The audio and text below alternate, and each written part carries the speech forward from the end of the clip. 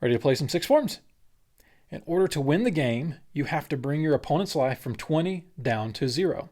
And you'll do that using cards, their effects, and battling it out on the battlefield. Alternatively, a player may lose if they run out of cards to draw and they can no longer draw cards because there are none left. And that is how you win a game of six forms. Now, let's get into the board. The game board consists of the board itself. It's a 4x4 grid, and each player has their field. So the 2 rows closest to you are your field. These are your spawn zones, and likewise for your opponent. Every player will have a deck, and they'll use those independently from each other. However, the query with the power cubes, that will be shared between all players. So as the game progresses, players may have unequal number of cubes depending on card effect and decisions that they make during the game. When the query runs out of cubes, that's it for the cubes, but the game does not end, unlike the deck, where if you run out of cards, the game does end. So if those run out, not a big deal, keep playing. Now there is a discard pile. Let's say players play some cards. When cards are done being used, whether they've been defeated in battle or played or discarded or whatever it is, they'll go into the player's discard pile. And each player will have their own discard pile just above their decks. It's not shared, it's independent for each player, and if someone wants to look at the cards in the discard pile, they are allowed to upon request. Cards are the other component of the game. Cards can be played by paying energy to play them. The energy cost at the bottom of the card represents how much the card costs to play. This one costs 12. This one has nothing, so it's free to play. You gain energy from your power cubes. Each turn, a player will receive 1 power cube. They'll get to keep that permanently. And then when they activate it on their turn or at any point during the game, including their opponent's turn, it will create 1 energy for them to use that they can then utilize as a resource to play cards and take other actions during the game. To activate one of these cubes, players will take their cube from their resource pool and move it off to the side to represent the fact that they are activating it, at which point it will generate an energy for them. They can then use that energy to play a card. All right, let's set up a game now that we have a board and understand how to win. To set up a game, each player will get 5 cards.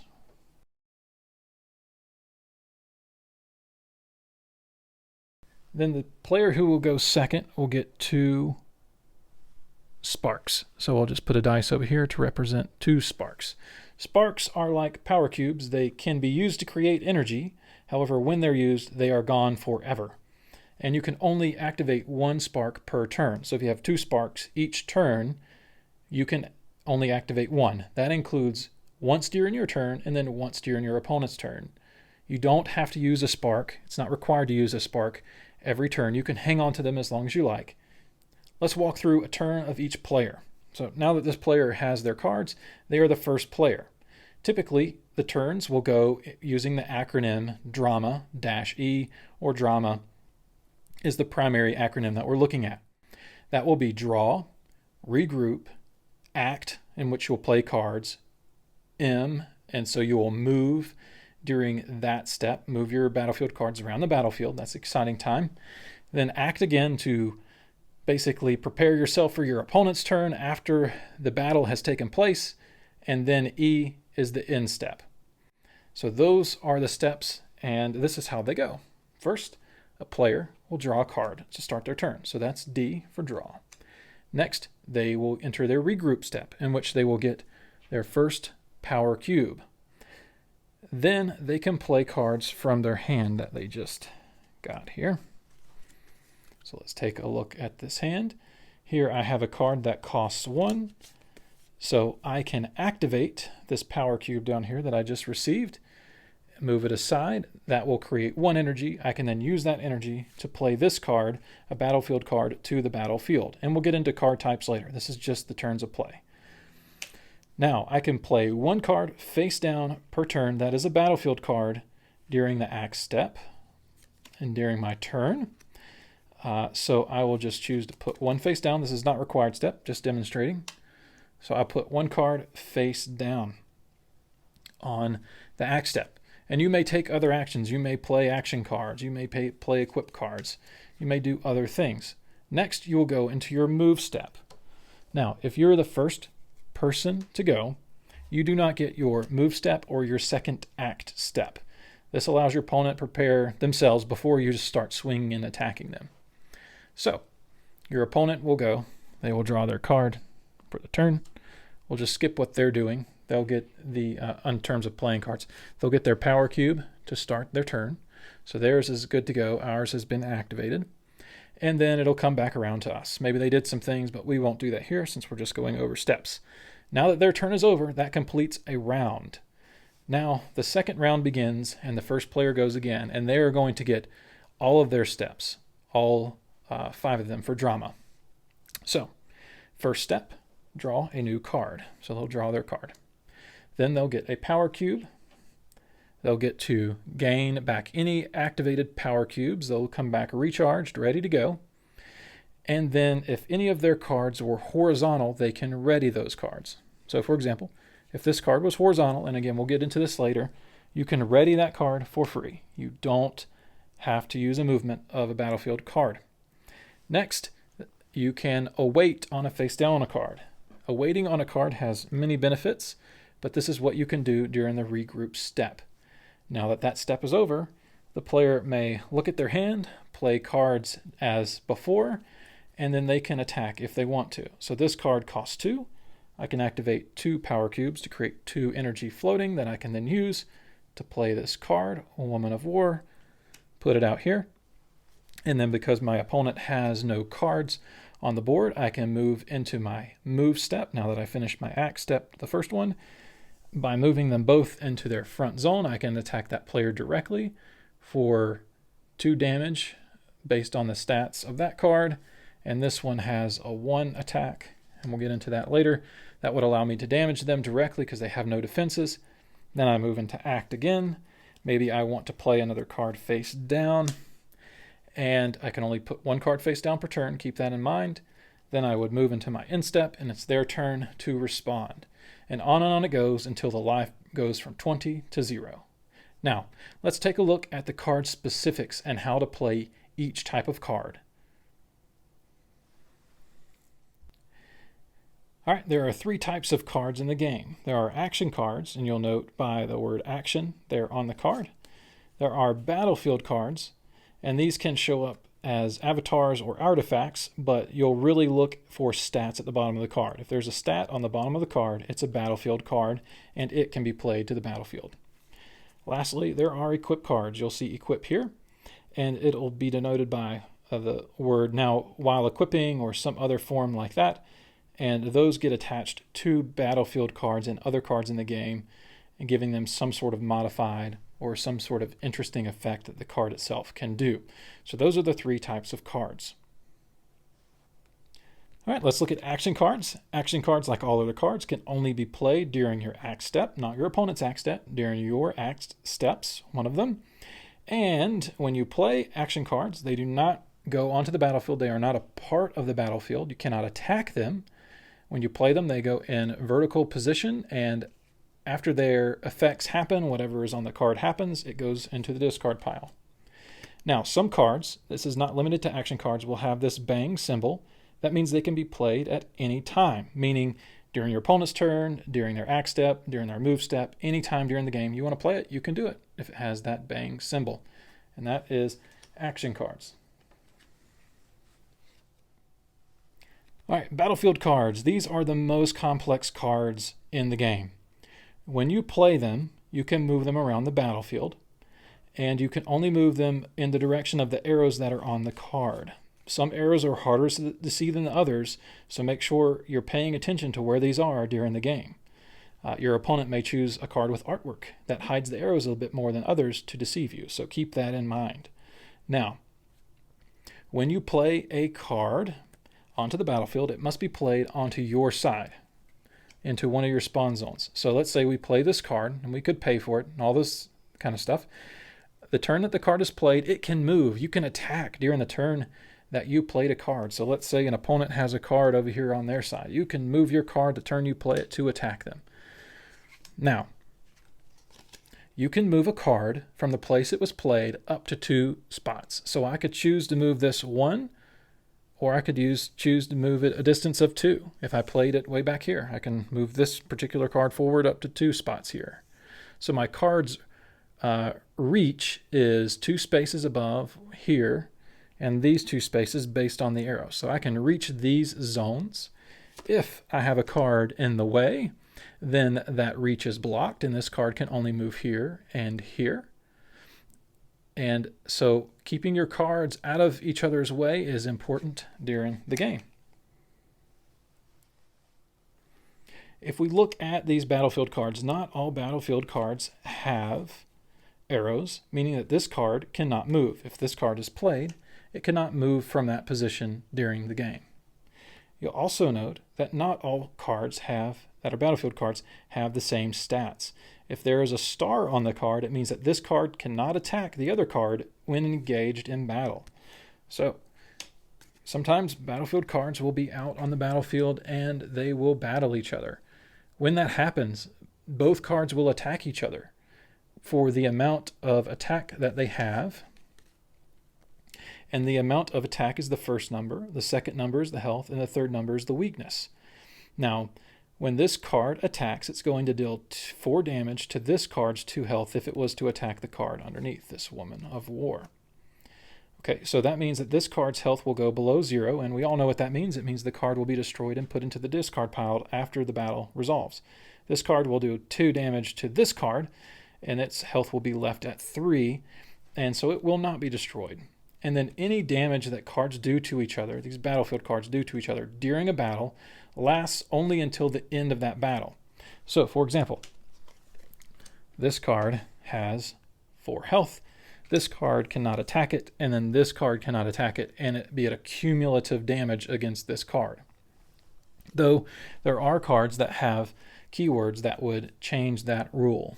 And in fact, the ones that I have would, for those who already know the rules. But just as an example of this, battlefield damage only lasts as long as the battle.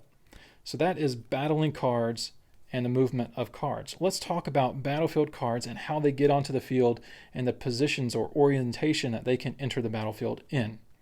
When you play a battlefield card, you can play it in this vertical position called ready position. When a card is in ready position, it can move as normal. When the card is in ready position and another card comes out, let's say this one, to attack it, the card can attack back, meaning that they'll both attack each other and deal damage to one another. However, you may play your card in horizontal position as well. When you do this, the card, when it is attacked by an opponent, your card does not attack them because it's defending, and this card attacks this one because it's attacking. So you will not deal your 4 attack to their health and damage them. This card will hit this card, do health damage, and then if a card does not win in battle and both cards are left, the one that was moving to attack it retreats back to its old position. If a card wins in battle, and this card, say, was destroyed in the battle, then this card will take the zone and settle it, and it will be victorious. So that is the position placement that you can have. When you put it horizontal, make sure it is turned clockwise. This will help both players know who owns what card. Imagine turning your card this way and then your opponent thinking they own that card. Now, the other way you can play a card is face down. You can play a card face down vertically or horizontally, like when you play a card face up. However, when you play it face down, and you can only do 1 face down card per turn for yourself on your turn, you can't play cards face down during your opponent's turn, even if they have that bang symbol, because you're not playing it, you're placing it. You can place it, again, in either of those positions. When you do this, you don't pay for it until the card is flipped over. When the card is flipped over, it is considered to be played, and you would do all the play type things on the card. See, it says on play here. That's when you would do the play effects. Now, when you flip a card face up on your own, let's say it's my turn, I had it put it face down, and I want to flip it over, then I can flip it into any position again that I want.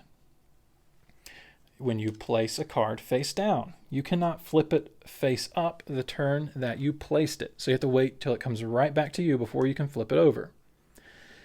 The other thing to note here is when a card is flipped over, it is considered played, but it is also considered revealed. So it's been revealed to the player, and there may be on-reveal effects on a card you need to pay attention to. When a card is face down, and your opponent has a card out to attack it, when the card is attacked, the card is flipped face up. This will make the amount of its stats known and everything about the card known for the battle to take place. However, if you cannot pay for the card, that's 4, then the card is considered ousted. And ousting means that all of its effects are negated, its benefits are no longer there, it just becomes the stats, essentially, is what it becomes. The battle takes place, and then because it's ousted and you didn't pay for it, you don't get to keep it. It gets discarded and destroyed and sent over here to the graveyard. Now, if you can pay for the card, let's say you don't intend to pay for it, you have 4 energy available, your opponent attacks the card. You have no choice but to pay for the card. But if you have 3 energy and your opponent attacks and you cannot pay for this one that costs 4, you don't have to spend partial. You just can't pay for it at all. So then the card goes away, but you get to keep your energy available to you. So just because you're giving up a card doesn't mean you have to give up the energy associated with it as well. But again, if you can pay, you have to pay for it. So be wise when you place cards face down that are battlefield cards. All right, the last piece of battle that you have to understand is attacking a card and getting this weakness number to take effect. So what that looks like, let's say your opponent attacked you directly and now they're way up on your side of the field. You can play your card and attack them from behind, meaning that this arrow here on the card allows me to attack this card. When this happens, this card has been attacked from behind and its weakness is going to take effect.